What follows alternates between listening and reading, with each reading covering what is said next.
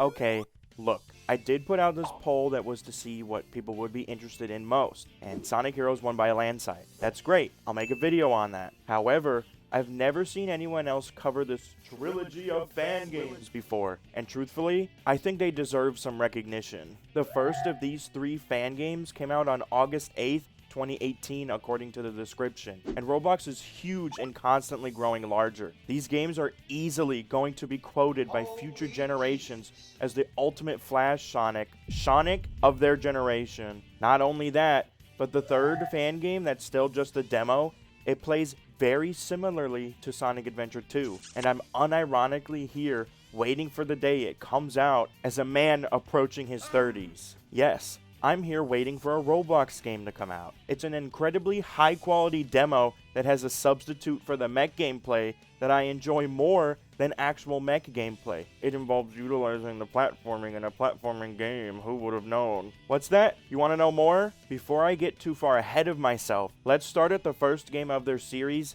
Pyrite Adventure. It's a bit rough. Wait, don't click off. It gets good. And I want to preface this with something that needs to be said. These games are made for free on a platform accessible to children. In all likelihood, some of the developers for these projects are below 18 or were below 18 at one point while these were being made. I am not going to sit here and rag on these projects for their flaws, inconsistencies, or shortcomings. Do they exist? Yes. Do I want to discourage the next generation of developers? No, not at all. It takes serious passion to make a fan game for nothing other than experience gained creating it. These developers deserve huge credit for this, especially when you see the sort of slop all over Roblox. Seriously, the low quality idle games with gambling mechanics and tons of prompts to spend money drain the soul out of my body when I see the sheer amount of them on the front page. Kind of makes me worry about the future of gaming, but quell the anxiety for the future, talk about the good. Okay. Whew. Panic attack and depressive spiral successfully averted. For the 3 games in question, they actually follow the skeleton of Sonic Adventure 1, 2, and Sonic 06. Pyrite Adventure 1 is Sonic 06, Pyrite Adventure 2 is Sonic Adventure 1, and Pyrite Adventure 3 is SA2. A little bit out of order, but their stage designs are highly derivative of their source material. It stops being confusing when you get one look at the level layouts. Pyrite Adventure 1 has a very loose story, quite comparable to the advanced games really. Dr. Baconhair, who's our villain, wants to take over the world. Wow. There are a few cutscenes between levels, but the story is just a tying thread and nothing deeper than motivation to push forward. You don't even meet the guy, and you end up blowing up his base by the end. No epic boss fight, just a self-destruct button and using the Doge Pyrites to fix the world. Yeah, I said Doge Pyrites. They are Chaos Emeralds in all but name. Your end goal in each level is to reach the Doge Pyrite. The levels follow Sonic 06's Sonic playthrough in order. So we start at Wave Ocean and end at Aquatic Base. These stages, however, aren't designed in your typical run-of-the-mill Sonic stage. No loops, no enemies, and no rings. These stages are designed like obbies, and if you don't know what those are, they're short for obstacle courses. A more generic obby operates like this, but this one is somewhat more than your average obby. You can roll, which doesn't allow you to gain speed or anything cool, unfortunately. It's only to go under obstacles, and I will say they get good use out of it later. You'll be rolling beneath lasers in the final level, with some of them actually requiring tight movement from the player. The only way to get above your standard moving speed is to hit these boost panels, which don't shoot you off in a direction, but rather give you a momentary speed increase. There's plenty of springs to shoot you up, and on occasion, you'll need to hit a switch to open a pathway forwards. Since there are no enemies, the only things that can send you back to a checkpoint are all these spikes placed randomly about the level, or falling off of the stage. Some of these stages unironically look pretty good, like the second part of Kingdom Valley that acts as a mock speed section. There are some that unfortunately devolve into something I dislike in actual Sonic, floating platforms that stand out like a sore thumb. It shows its age, especially compared to their newer works, but if you enjoy simple platforming in Sonic locales, it's a good enough way to spend 30 minutes. No Jump was all too frustrating, and for what it is, I like it. I've played significantly worse and paid for it, so being average is okay, especially considering this is a free game made by fans. Pyrite Adventure 2, however, is where things get a whole lot more interesting, and there's a lot more to dig into here. It has a properly, fully fledged original story that you follow through the familiar locales of Sonic Adventure stages. Your own character gets involved with the plot, kind of like Forces. There's a temptation to make a joke there, but I'll let it pass by like a summer relationship. The plot is much more involved this time, and after hitting Adventure on the menu mimicking Sonic Adventure 1, we're thrown right into Professor Baconhair discovering a new power source thanks to our heroes. We sent him to another dimension at the end of the last game, and there, he found the Alpha Gamer Core. Without it, this other dimension he got it from will cease to exist, and these two new characters, Noob and Hazel, who are from this dimension, attempt to stop him. This game opens on a boss fight, which is more brief platforming challenge than true boss. Platform up, hit him 3 times, and boom. I think this is actually more successful as a tutorial for the movement capabilities of our character than many other games. We get introduced to moving, jumping, enemies, and hazards all in the span of 50 seconds. This game's movement is slippery, even more so than SA1 itself, but at least here, it's not a problem. The plot continues with catching up with our own character, as well as new character Apollo looking for the Doge Pyrites again. We're let loose into this game's take onto Emerald Coast, and you can already see the massive improvement between both games. Just one look at the surrounding area shows the abundance of multiple paths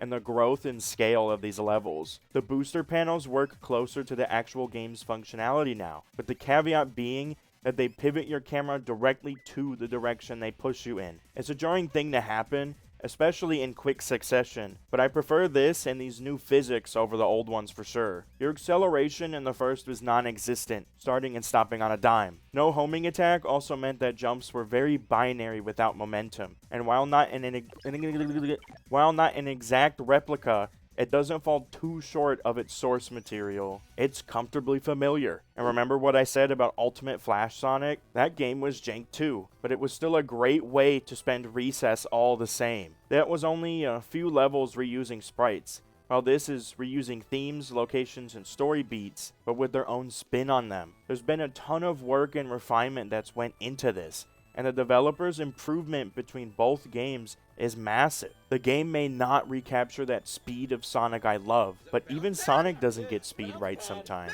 However, it is abundantly clear to me that a boatload of passion for these games is present here, and after playing Pyrite Adventure 3, that passion has furthered their growth into very competent game creators. Sure, this game is rough in quite a few areas. Sometimes the levels revert to floating platforms, the stages are filled with automation aplenty that sends you all over, often through 5 or 6 springs and dash panels in a row. The spin dash doesn't retain speed at all. Spikes are still everywhere, albeit significantly less troublesome, because bumping them doesn't instantly boot you back to a checkpoint, and in particular, the worst part has to be this incredibly rigid running down a building in Speed Highway's equivalent. You can't move left or right, and the camera is locked in this position, preventing me from seeing the spikes ahead whenever I grab a ring box, completely disincentivizing grabbing the power-ups. On the flip side, there's plenty of highlights too. The second fight with Baconhair has us leading missiles into him, and the final fight, while a bit of a lengthy one, has a final portion where you're diving down after the professor. Once you reach him,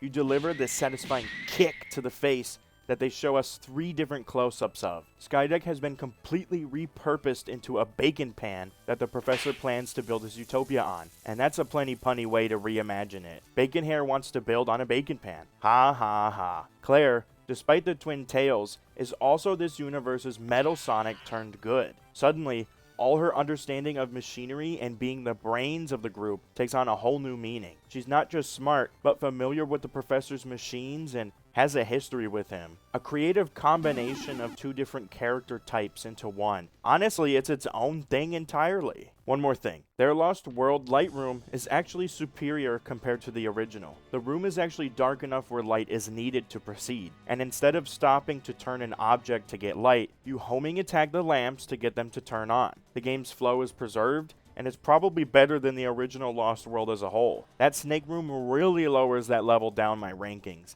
and not having it in their version is a plus. It's a good, fun, hour-long game you can experience with your friends in a parallel play sort of way. You'd be surprised how much fun is added to platforming games when you can spin around and see your friend going for the jump you just made, only to come an inch short and plummet to their demise. Is it just me that finds that hilarious? Hopefully not. Now, onto the game I've been hyping up and teasing you with for the entire video, Pyrite Adventure 3. You know, you didn't have to wait here for me to get to it. You could have went and played it yourself at any point. Oh, you're eating? Okay, valid. Despite this one being only a demo, we've still got 3 stages to go through, one for each gameplay style. Let's start with the treasure hunting, because it's the one that's received the least amount of changes. It's the best of both worlds, baby. We've got tracking multiple emerald pieces at once, along with the directional hints from the monitors. We've also got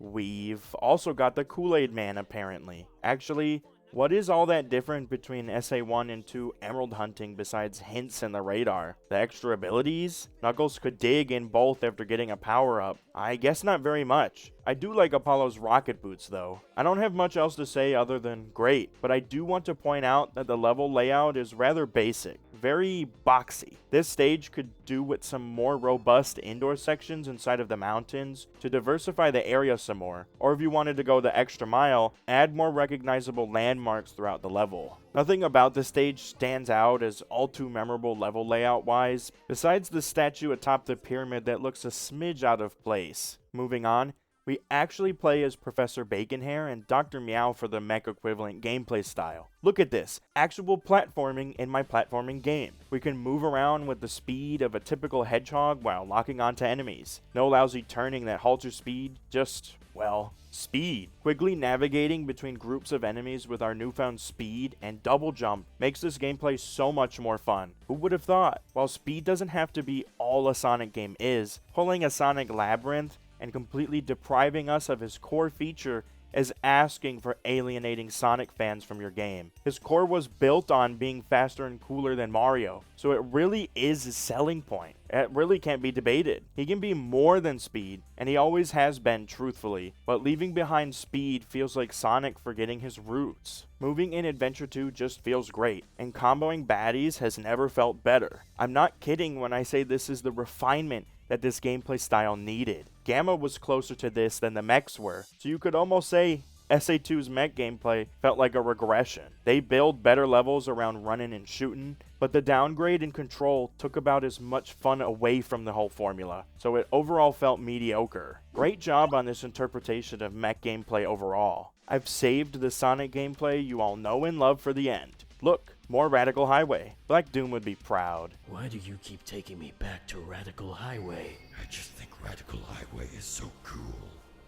What? We've got loops, rails that have their balancing system intact, and physics that fit like a glove. We've even got the bounce, which can be used to preserve your homing attack combo just like in SA2. Multiple ways forward make reruns all the more interesting as always. Getting to decide one of 2 ways forward, while seemingly a small choice, adds a lot to the feeling of running through a place in a world of your own accord. Sure, I say that in a world with a bunch of platforms with impossibly long foundational pillars and impossibly tall buildings, but you know what I mean.